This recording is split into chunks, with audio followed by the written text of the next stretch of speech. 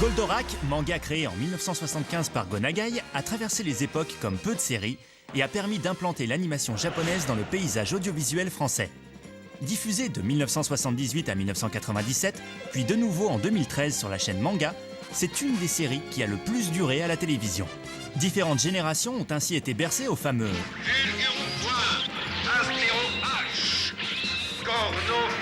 mais aussi par les nombreux génériques français enregistrés durant cette longue diffusion, 8 au total. Goldorak revient donc, et c'est à ses fans d'aujourd'hui et d'hier qu'Actu Manga spécial Parole de fans s'intéresse. Quels sont leurs souvenirs, leurs anecdotes, leurs analyses du succès rencontré par cette série japonaise et l'impact qu'elle a eu sur la société française?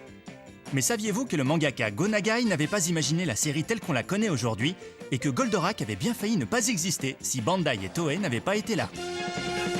Il faut bien comprendre à cette époque, surtout au début des années 70, c'est que la production de dessins animés au Japon va commencer à se structurer. Il y a tout un merchandising qui se met en place et qui accompagne la sortie de ces productions et qui va permettre aussi de faire vivre la série à travers des jouets, des droits dérivés. Toei ou Bandai étaient ravis de vendre tout un tas de jouets, mais il y a aussi le fait qu'on ne pouvait pas laisser les enfants comme ça sans héros. Et Go Nagai, comme beaucoup d'auteurs, qui est sollicité par les producteurs de dessins animés pour produire ses séries, soit en adaptant ses œuvres, soit parfois en lui passant commande, effectivement, il doit tenir compte de ça. Pour Goldorak, c'est clairement pas une adaptation. Là, un mot qu'on aime beaucoup de nos jours, c'est cross-média. Il est vrai que déjà l'œuvre lui échappe, je pense, un petit peu parce que le principal de Grandizer Goldorak, ça va être le dessin animé. En 1977, Jacques Canestrier importe la série Goldorak. La légende dit que son importateur choisit entre autres cette série car c'était des bandes 16 mm au lieu des 35 mm habituellement. Et donc c'était plus facilement transportable en avion. Qu'est-ce que c'est que cet engin-là? C'est un ovni. Quelle vitesse! Mais quels sont vos premiers souvenirs de Goldorak? Le premier souvenir que j'ai de Goldorak, c'est évidemment le générique. Actarus, dans ton Goldorak, tu n'as jamais peur de rien. Quand l'armée de Vega attaque, tu lances tes fulgures au point. Fulgure au point. C'est le premier souvenir de petite fille qui aime un robot. C'est surtout ça. Parce que jusque-là, je regardais absolument pas ce genre de dessin animé. Et je crois que c'est un des premiers dessins animés que j'ai regardé qui était un peu fait au départ pour les garçons et qui m'a plu. Une grande surprise côté dessin animé, parce qu'on sortait de tout ce qui était Disney, etc. Donc c'était vraiment un choc visuel. Goldo figure. H0H. Et quand on est petit, moi j'avais une dizaine d'années, c'était un dessin animé futuriste, avec des robots qui se transformaient et tout. C'était l'ancêtre des Transformers quelque part un petit peu. Dès qu'on me dit Goldorak, je pense à ce grand tunnel où il passait, il y avait plein de lumière, plein de lumière, plein de lumière. Voilà, c'est mon premier souvenir.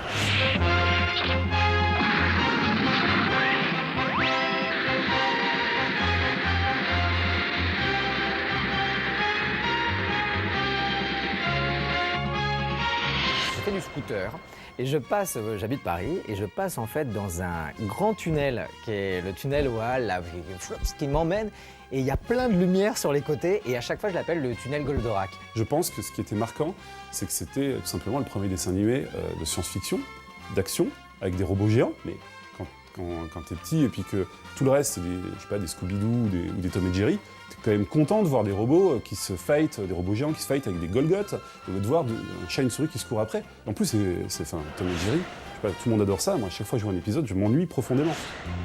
Mais pourquoi donc cette série a rencontré un tel succès et marqué des générations de Français? Après son importation, Goldorak reste pourtant dans les tiroirs pendant un an, et c'est seulement le 3 juillet 1978 que la série commence. Ça peut paraître un petit peu bizarre en fait qu'une série arrive comme ça en pleines vacances et ça montre bien qu'en fait cette série elle n'était pas forcément voulue. C'était une acquisition de la chaîne, d'Antenne 2. Le distributeur avait proposé cette série et la directrice des programmes de l'époque, Jacqueline Joubert, hésitait. C'est Jacqueline Joubert qui a créé la première unité jeunesse sur Antenne 2. Donc avoir des horaires d'accord, mais il fallait les remplir, ces tranches horaires. Donc elle a cherché un petit peu partout tout ce qu'il y avait pour les jeunes. Et je ne sais pas trop comment c'est passé, mais il y avait dans le lot Goldorak et Candy. Goldorak, c'était le premier justement dessin animé qui arrivait en France et qui prenait pas les enfants pour des idiots. Où vraiment, On disait pas mais non, tout va bien, regarde, tout va bien se terminer et tout. Non, bah non, la vie c'est pas juste. Goldorak, il est là pour défendre la veuve et l'orphelin, même si des fois bah, la veuve et l'orphelin y passent. Mon frère, il est mort! Eridan! Réponds-moi, je t'en supplie! À l'époque, il y avait les détracteurs parlaient de violence gratuite, mais c'était pas de la violence gratuite, c'était utiliser la force pour défendre une juste cause, quoi. Aux premières diffusions, ça a été le tollé général. On s'est fait mais vilipender, incendier, même dans les gens de la télé. Seulement, cet été-là, ça a fait un carton. Ils ont reçu tellement de courriers qu'à la rentrée, ils étaient obligés de le continuer parce que les gens le réclamaient à corps et à cri. Et finalement, ça a eu le succès qu'on connaît aujourd'hui. Mais quelle fut la clé du succès immédiat de Goldorak? Son récit de science-fiction et d'action, ses personnages marquants, ses nombreux génériques cultes, ou bien encore les attaques prononcées par Goldorak? Ah bon, c'est la bagarre que tu veux, j'adore ça. Figure au point. Rétro-laser. Cornofulgure. Astéro H. Pulvonium, c'est pas mal. Bah Goldorak Go, il le disait ou pas? Je crois que j'en ai un sur le t-shirt aussi. Astéro H. Rétro-laser. Nombre d'enfants ayant regardé Goldorak voulaient absolument incarner un des personnages de la série. Et vous auriez été lequel? Tout le monde, à mon avis, aurait dit Actarus, c'est sûr, le grand héros. Bah Actarus. Je sais pas, à choisir.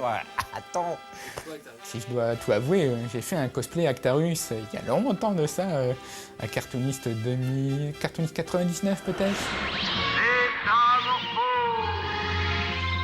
Moi, j'aurais préféré être Alcor. Et en fait, je préférais Alcor à Actarus. Alcor, il était beau lui. Alcor. Bon, si j'avais pu être un homme, j'aurais été Alcor. Je sais pas si c'est sa mèche ou sa coupe de cheveux ou son costume très moulant. Quel culot! Oh, mais qu'est-ce qui te prend? Tu es folle! Oh, tu essayais de m'embrasser. Mais j'essayais simplement de te réanimer en faisant la respiration artificielle. N'essaie rien avant que je t'en donne l'ordre. Les membres de la famille royale de Fort n'ont pas besoin de réanimation. Tu n'es qu'un manant. Excusez-moi, Votre Altesse. Éloigne-toi. Ah, avec joie. Paysan. Mais Goldorak n'est-il pas lui aussi un personnage à part entière, même si c'est un robot? Un jour, je lui collerai une fessée. Au fur et à mesure de l'épisode, il y a une fusion qui se fait entre le robot sublime et l'être humain, quoi. Donc on peut dire que finalement, les deux ne font qu'un et deviennent un nouvel être, une somme plus puissante que les deux parties, puisque ce que fait le robot, l'humain ne pourra pas le faire, et le robot, sans l'âme de l'humain, ne pourra pas se déplacer pour le faire. Mais voilà, moi, ce qui m'intéresse, c'est les robots, et si j'avais pu, j'aurais été Goldorak. Quand t'es gamin, t'es un petit peu tout le monde. Tu sais, tu te transposes, t'es là. Oui, attends, je vais te répondre. Attention, oui, je vais te tuer, je suis Vega. Oui, mais moi, attention, là, je fais le petit, tu vois. J'ai jamais fait les filles, par contre, ça, c'est non. Mais Goldorak, c'est aussi des personnages féminins charismatiques, comme Phénicia et Vénusia, qui vont aider Actarus à combattre les forces de Vega. La série fait parler d'elle également à travers les nombreux génériques français qu'elle a connus. Je les connais tous, les génériques. Effectivement, c'est la série, je crois, qui en a eu le plus en France. Et oui, outre les 3 génériques de fin, il y a surtout eu 5 génériques de début différents. Souvenez-vous. Accours vers nous, prince de l'espace, viens vite, viens nous aider, viens défendre notre terre, elle est en danger. Il jaillit du fond de la mer, il bondit jusqu'à Jupiter. Qui est-il? D'où vient-il? Ce terrible géant De lumière et d'acier, ce chevalier des temps nouveaux se bat pour l'humanité. il t'accorde sans pitié, rien ne pourra l'arrêter, mais à la fin il sera châtié. À travers tout l'univers, les ennemis de la terre, Goldorak, go. Et donc, quel était le générique préféré de nos fans? Le premier Enrique, parce qu'il a l'avantage d'être le vrai générique de Shunsuke Kikuchi, mais en français. Le générique d'Enrique, c'est le même générique qu'en japonais, à part qu'il est rechanté en français. Donc pour moi, ça marche à 100%. J'adorais le générique de Bernard Minet, Goldorak, go. Ça, c'était le générique qui fonctionnait le mieux. Maintenant que je réécoute, celui de Noam, c'était celui de mon enfance. Et ne serait-ce que le début, quand ça commence, les petites notes là, et ça me rappelle plein de souvenirs. Ça fait super bizarre. Sur mon tourne-disque, je faisais des émissions de radio pour moi tout seul. Et l'un des disques que je passais le plus, parce que j'aimais beaucoup, c'était effectivement le générique chanté par Noam. Goldorak, le grand Goldorak. Et tout de suite, Jean-Jacques Goldman avec Je te donne. Parce que j'avais que 3 disques. Mon préféré, c'est celui de Lionel Leroy, en fait, qui a absolument rien à voir, qui a un générique 100% original, qui a rien à voir avec la mélodie japonaise, mais qui est pour moi le plus péchu, et surtout dans les paroles, qui est le plus représentatif de la série. Alors moi, personnellement, je reste attaché au tout premier, que je n'ai pas vu en tant que générique, parce que c'est celui d'Enrique. Il n'est pas resté longtemps, puisqu'il a été très vite remplacé par celui de Noam. Mais comme c'est celui qu'on retrouve dans les épisodes, finalement, au fil des rediffusions, on a changé les génériques de début et de fin, mais il reste toujours la chanson « Accours vers nous, prince de l'espace ». Donc forcément, pour moi, c'est celui qui restera à jamais le plus marquant. Accours vers nous, prince de l'espace, viens vite, viens nous aider, viens défendre notre terre, elle est en danger. De la simple figurine du robot jusqu'aux produits dérivés les plus farfelus, la licence a su créer un engouement pour tout ce qui ressemble de près ou de loin à du Goldorak, tant le succès était retentissant à la télévision. Goldorak arrive à une période où le produit dérivé explose, entre guillemets. Monsieur Huchez avait déposé tout ce qu'il était déposable, c'est-à-dire qu'on pouvait fabriquer, si on voulait, des machines-outils Goldorak, des camionnettes Goldorak, des pelleteuses Goldorak, il avait tout déposé. Ça a été diversifié à l'extrême, quoi. Donc moi, ce qui m'intéresse, c'est le jouet, donc j'ai récupéré ça. Beaucoup plus tard, j'ai récupéré du jumbo, c'est-à-dire les gros Goldorak de 60 cm. Le seul truc que j'ai eu à l'époque, c'était le porte-clés. Et pour tout te dire, c'était mon cousin qui l'avait paumé.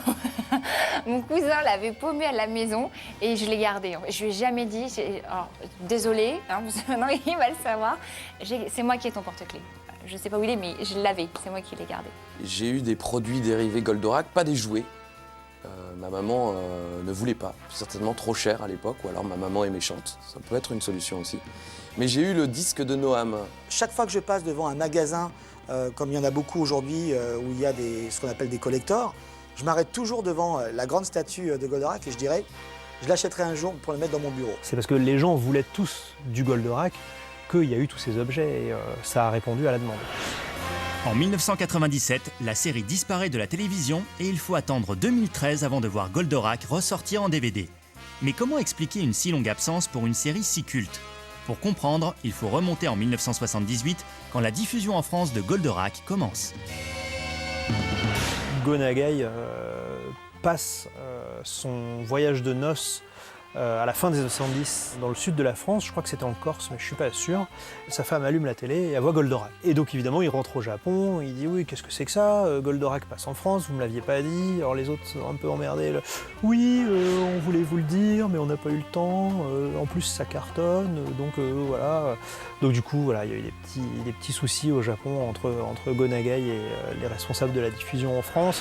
L'absence de Goldorak à la télévision et en DVD rendent la série d'autant plus culte qu'elle est rare.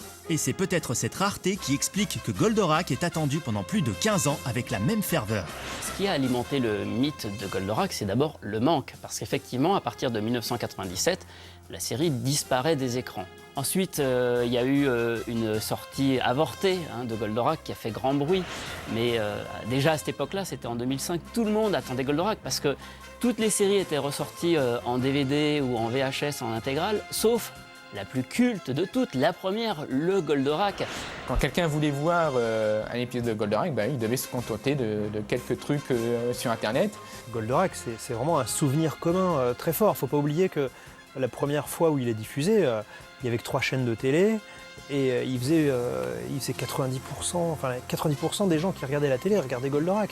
Plusieurs feuilletons à rebondissement sur ça va sortir, ça va pas sortir, ont contribué à alimenter un peu la légende que Goldorak est décidément pas une série comme les autres.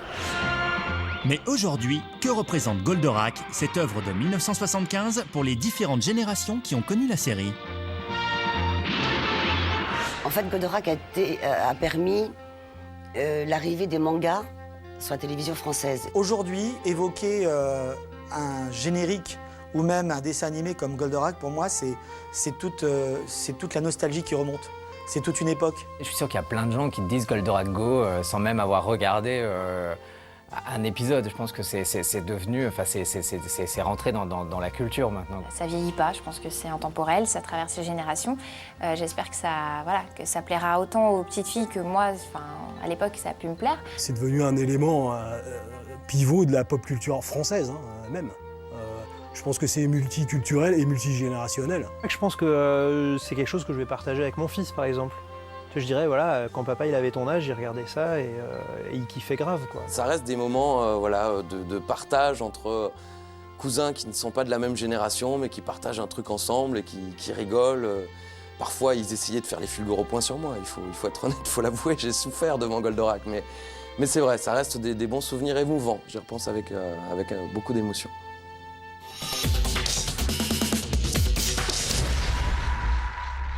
Le grand Goldorak. Goldorak, go! Goldorak, go! Actarus, dans ton Goldorak, tu n'as jamais peur de rien.